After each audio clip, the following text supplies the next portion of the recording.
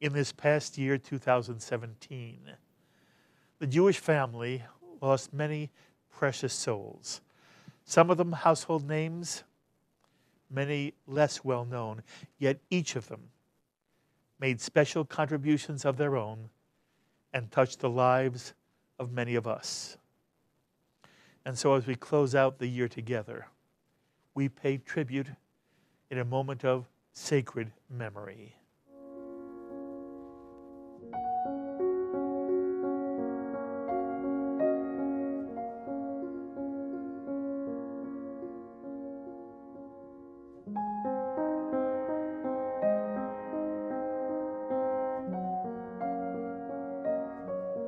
Rabbi Joshua Haberman, Rabbi Emeritus of the Washington Hebrew Congregation and founder of the Foundation for Jewish Studies, and a leader in interfaith dialogue between Christians and Muslims.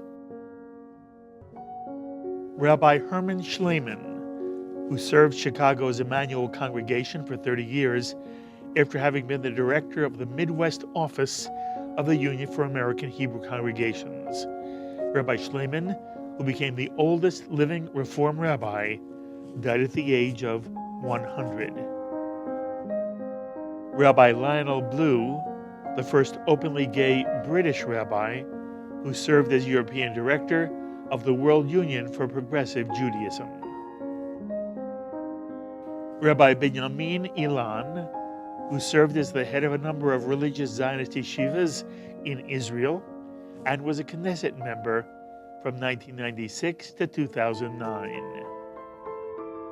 Rabbi Chaim Ashkenazi, rabbi of Kehilat Magen David Synagogue in Mexico City, who died when an office building collapsed upon him during an earthquake in Mexico City. Rabbi Yisrael Rosen of the Tzomet Institute on the West Bank, who helped establish the Israeli Chief Rabbinate's conversion office and was among the halachic decisors who helped the elderly and disabled better observe the Shabbat. Rabbi Aharon Loeb Steinman, leader of the Lithuanian Haredi community and dean of the Yeshiva in Bnei Brak, who was the spiritual leader of the Degel HaTorah faction of the United Torah Judaism Party. Rabbi Giuseppe Laris, a child survivor of the Holocaust, who served as the chief rabbi of Milan from 1980 to 2005 and was the president emeritus of the Italian Rabbinical Assembly. Rabbi Meir Zlotowitz, an Orthodox rabbi, author, and founder of Art Scroll Publications, which grew to be one of the largest publishers of Jewish books in the United States. Rabbi Meir Abramowitz, known as the father of the Cuban Jewish community, for welcoming Cuban exiles into his Miami Beach synagogue, Temple Menorah, which he served for 45 years, and also helped Holocaust survivors make Aliyah to post-war Palestine as the chief immigration officer for the Joint Distribution Committee in Italy. And Rabbi Neil Gilman, a giant of the conservative movement in America, who served as professor of Jewish philosophy at the Jewish Theological Seminary of America, with which he was associated for more than 50 years, and whose book, Sacred Fragments, received the 1991 National Book Award in Jewish Thought. Yaakov Neiman, who partnered in a law firm with Chaim Herzog and twice served as justice minister and once as finance minister for the State of Israel. Ari Raff, a prominent Australia-Israeli journalist who worked at the Jerusalem Post for more than 20 years and served as editor-in-chief from 1975 to 1989. Eliezer Jaffe, an American Oleh from Cleveland who founded Israel's first school of social work and received the Bonei Zion Prize for lifetime achievement from Nefesh B'Nefesh in recognition of his significant contribution to the State of Israel. Nava Semo, an Israeli author, playwright, screenwriter, and translator whose anthology of short stories, Hat of Glass, was the first published work in Israel dealing with the children of Holocaust survivors. Ha'el Satawi and Camille Shanan, two Israeli Druze policemen murdered by 3 Palestinian terrorists at the Lion's Gate near the Temple Mount in Jerusalem.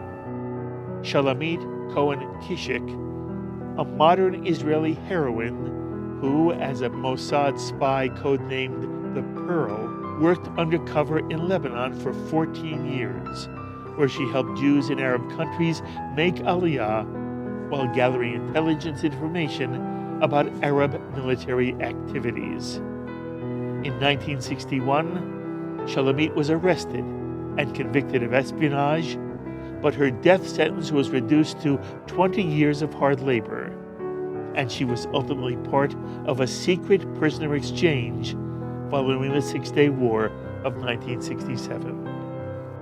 Tzipora Yachsberger, a composer and educator who left Nazi Germany in 1939 at the invitation of the Palestine Academy of Music in Jerusalem, and built a music program for Arab girls during the British Mandate. Coming to America, Tzipora was the founding director of the Kaufman Music Center in New York, while also directing the Rubin Academy for Music and Dance in Israel. Dr. Mark Weinberg, renowned AIDS researcher and a pioneer in the fight against HIV, best known for identifying 3TC as one of the first effective antiviral treatments that helped extend the survival of HIV/AIDS patients indefinitely. Stephen B. Cohen, a psychology professor who taught at Harvard, Yale, and the Cooney Graduate Center, and who was the founding president of the Institute for Middle East Peace and Development in New York, serving as a confidential intermediary between Israeli and Arab leaders for 3 decades. Jonathan Mucher, the longtime head of the Jewish Educational Service of North America and the founding president of the Lippman Canfer Foundation for Living Torah. Ingsberg Silem Rappaport, head of neonatology at a prominent hospital in Berlin, who earned her doctorate 80 years after she was denied the opportunity by the Nazis. Chaim Förster, a Polish Holocaust survivor of 8 Nazi concentration camps, including Auschwitz and Buchenwald, who moved to England after the war, where he founded a series of successful businesses. Edgar Krasa, Holocaust survivor who sang in the Theresienstadt Chorus, performing Verdi's Requiem before high-ranking Nazi officials and a small number of representatives from the Danish and International Red Cross, who survived Auschwitz to make Aliyah, where he and his wife established Israel's first culinary school. Simone Weil, a Holocaust survivor of Auschwitz and Bergen-Belsen, who was awarded France's Grand Cross of the Legion of Honor for her service as France's Minister of Health and later as President of the European Parliament. Fania Gatzfeld-Heller, a Holocaust survivor and author of Love in a World of Sorrow, a teenage girl's Holocaust memoirs, which tells how she and her family of 4 were hidden in an underground dugout in a barn of a local family, and who then came to America to ultimately establish the Fania Heller Center for Study of Women in Judaism. Edie Windsor, best known for her fight for marriage equality and her involvement in the 2013 landmark Supreme Court ruling on same-sex marriage, paving the way for LGBTQ marriages. Mitchell Flint, a former U.S. Navy fighter pilot who served in Israel's first fighter squadron as one of the founding members of Machal, a group of non-Israelis who fought in Israel's war for independence. Eugene Lang, a self-made businessman who gave more than $150 million during his lifetime to charities and institutions, including his own I Have a Dream Foundation, which supported more than 16,000 children nationwide and made him an American folk hero. Jeff Brotman, co-founder and chairman of the board of the retail giant Costco, who supported the arts, medical institutions, the Democratic Party, and Jewish causes, donating $1 million to the synagogue of his youth, Temple Beth Israel of Tacoma, to build a preschool and daycare center. Jerome Jerry Gottesman, a towering figure in the New York and New Jersey real estate community through his company Edison Properties, who together with his wife Paula was a leading philanthropist supporting many American and Jewish causes, helping to shape the Jewish present and Jewish future by creating national model programs that transformed Jewish day school education and Jewish camps across North America. Marshall Loeb, a man of unparalleled accomplishments in the world of business journalism, where his leadership of Fortune, Money, and Time magazines helped pave the way for their great success. Leslie Gordon, who was born with cerebral palsy and who, even as a child, broke barriers for people with disabilities. A lifelong wheelchair user, she was a poet, actor, and activist, and worked as a rehabilitation counselor for people with disabilities, and was a leader in the fight for the passage of the Americans with Disabilities Act of 1990. Joseph Wapner, a retired California Supreme Court judge who starred on television's The People's Court for 12 years, which earned him a star on the Hollywood Walk of Fame in 2009. Otto Warmbier, an active member of the University of Virginia's Hillel, who was accused of tearing down and stealing a propaganda poster during his student tour of North Korea. His Jewish identity being kept secret, Warmbier was imprisoned for more than 17 months, being returned to the United States in a comatose state and passing away soon after his return. Otto Warmbier was 22 years old. And Yisrael Crystal, a Holocaust survivor from Haifa, was recognized by the Guinness World Records as the oldest man in the world, passing away a month before his 114th birthday. Yevgeny Yevtushenko, the great Russian poet, best known for his 1961 poem commemorating the slaughter of Jews at Babi Yar in Ukraine in September 1941. Zygmunt Bauman, a Polish Jewish sociologist and philosopher who authored 50 books on subjects ranging from the fluidity of identity in the modern world to consumerism. Miriam Goldberg, editor and publisher of the Intermountain Jewish News in Denver since 1972. David Rumbiger, an Israeli photographer whose 500,000 photos chronicle much of Israeli history, and who took the iconic photo of Israeli paratroopers standing in front of the Western Wall after the Six-Day War. Rumbiger is the only photographer to be awarded the Israeli Prize. Leah Adler, mother of director Steven Spielberg and well-known owner of The Milky Way, a popular kosher restaurant in Los Angeles frequented by Orthodox rabbis, show business celebrities, and tourists.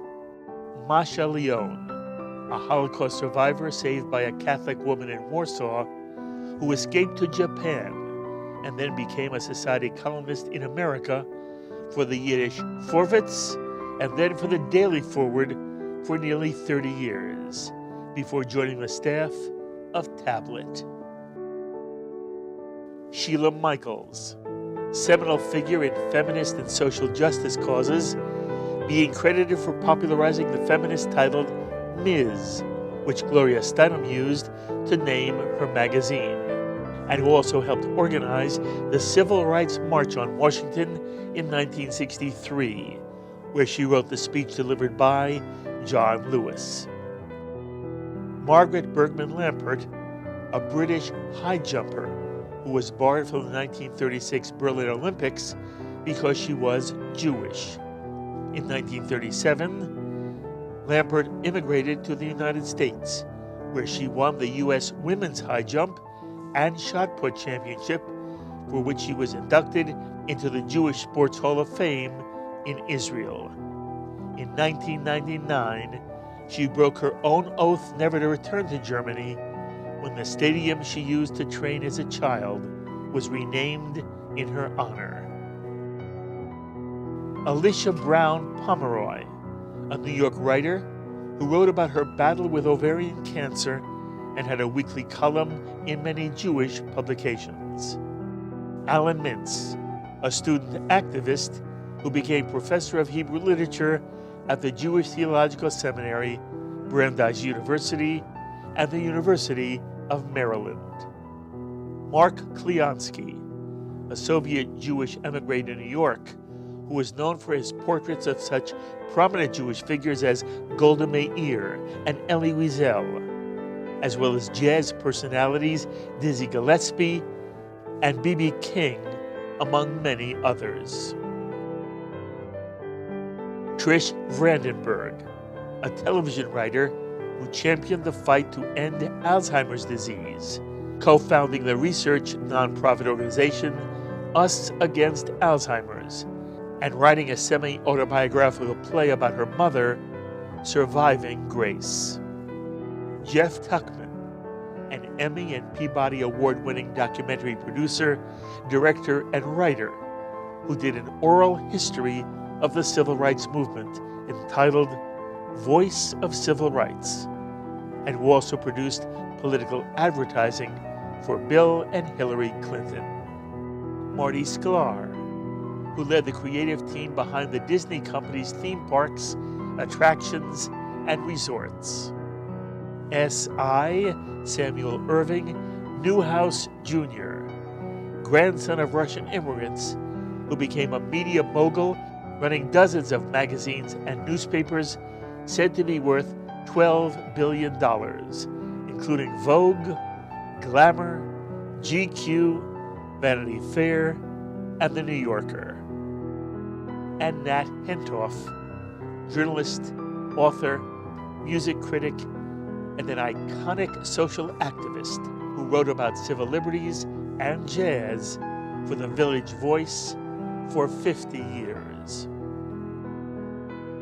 Roberta Peters, the beloved coloratura of the Metropolitan Opera, who appeared more than 500 times over 35 years, while also singing at the Vienna State Opera, London's Royal Opera House, and in front of U.S. presidents.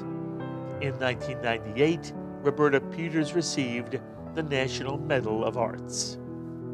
Gary Shapiro, who doubled as both a cantor for 20 years at Temple Emmanuel of Beverly Hills till he became a performer in comedy clubs throughout Los Angeles.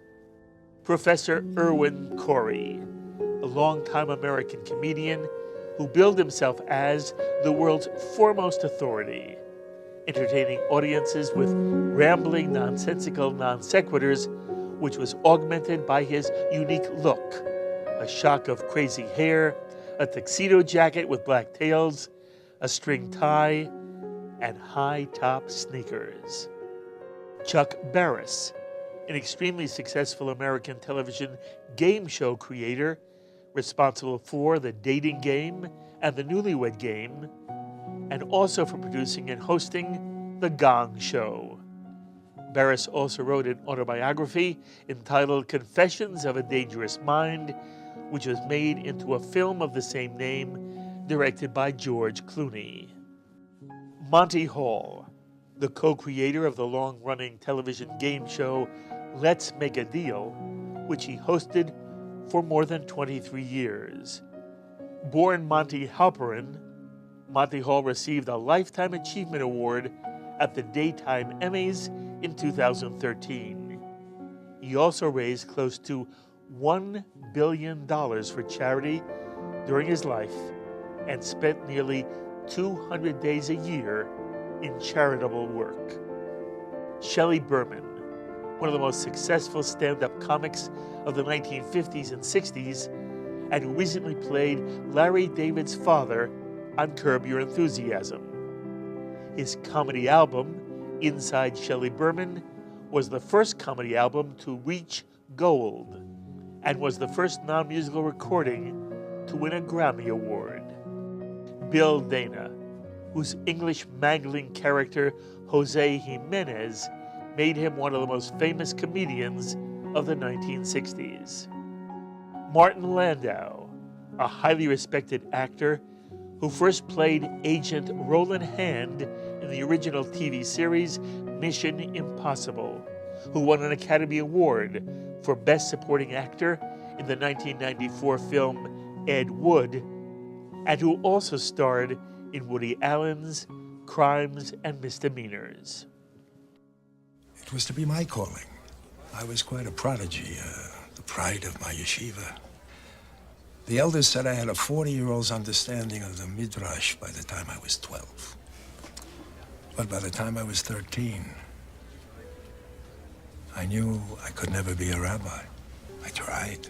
Oh, I tried like crazy. The last thing I took away from the yeshiva is this. We can't run from who we are. Our destiny chooses us. Don Rickles, a giant of American comedy, whose brand of insults earned him the nickname Mr. Warmth. Also a serious actor who trained at the famed American Academy of Dramatic Arts. Rickles had supporting roles in such films as Kelly's Heroes with Clint Eastwood, Run Silent, Run Deep with Clark Gable and Burt Lancaster, and Casino with Robert De Niro. Younger audiences would recognize his voice as that of Mr. Potato Head in the film Toy Story. Thank you. Please be seated. The Jewish holidays are over. I am so thrilled as I look around the room that I'm the biggest name here. This is what rocks me. It rocks me. I picked up a style of working in tough clubs and people making fun and yelling up and so forth, and I started to pick on people, and always with love. My heart never had a bit of hatred in it, never had a bit of any kind of a feeling of whatever they were, black, green, yellow. I didn't care. I just respected them, and I think the audience knew that. And tonight, to have this kind of an affair in my honor, where I say from my heart to every performer that came here, as my good friend Bob sits here, and Jerry, who is, hey, but I will say this from my heart, really, from my heart. This is a long night.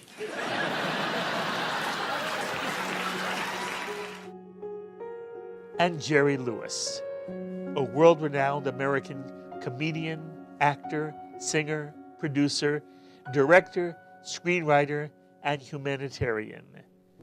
Born Joseph Levitch to parents who performed on the Borscht Belt Hotel circuit, Jerry Lewis first became famous when he partnered with Dean Martin, with whom he made over a dozen comedy films from 1949 to 1956, before the two split up.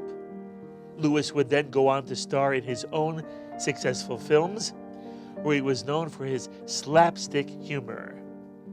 Jerry Lewis also became the public face for muscular dystrophy, for which he raised billions of dollars through his Labor Day telethons. A child in a wheelchair can identify with either a hero, a leader, a man who stands before as many people as naked as he is and demands to have them hear the truth. If that man is indeed a hero to that child, let that child have a hero. We need heroes. We don't have enough heroes anymore. Zecher Tzadikim Livracha, the memory of the righteous, is forever a blessing.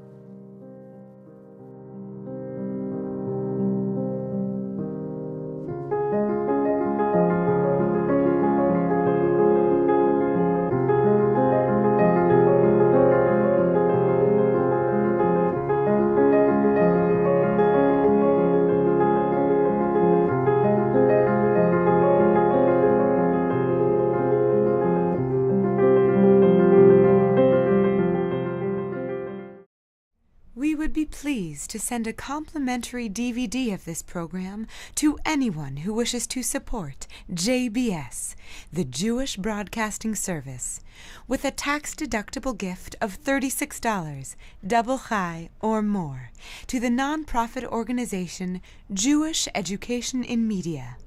Simply visit the JBS homepage and click on the Donate button to make a donation by PayPal or your credit card.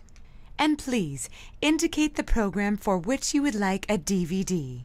Or you can send your tax-deductible check made out to Jem, Post Office Box 180, Riverdale Station, Bronx, New York 10471.